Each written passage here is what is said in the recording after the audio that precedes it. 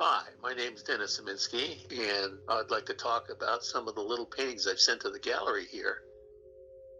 Flight in the Monuments shows a Navajo boy waving to an aviator flying his biplane through Monument Valley. Planes would fly over Navajo country just to have a look at the Grand Canyon and Monument Valley. I have a book by Elizabeth Hedgeman, who got really friendly with the Navajo people. Her husband also worked for the national parks, and so they would greet planes on the reservation. So I thought this would be fun to bring some history back to show the dichotomy of the modern age and the tradition of the Navajo people and their beautiful land. Our next piece is Nice Dive. Nice Dive is one in a series of paintings that I've done with divers, mostly women, wearing bathing caps, kind of reminiscent of the 1920s through the 1950s when people thought bathing caps were a thing. And here she is flying through the air doing a jackknife. You can barely see a bit of the diving board there in the lower right. The wonderful clouds of Arizona.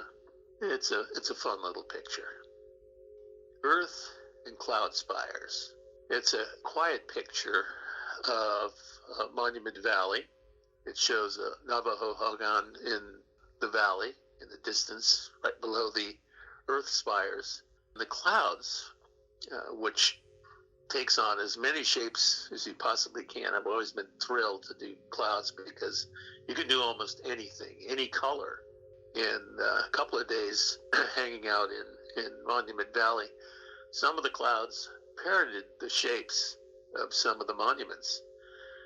It also depicts some of the wonderful red sand of the valley floor, too.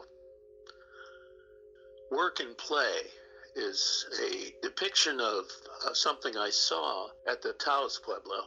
Children were playing out in front, and the adults, the grandparents, were working on repairing the roofs and replastering the sides of their pueblo.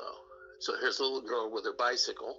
And I love the juxtaposition of old times and modern times. It can be shown with an airplane with a boy on his horse, or a little girl holding her bicycle, watching her grandparents work on their building, and a beautiful pueblo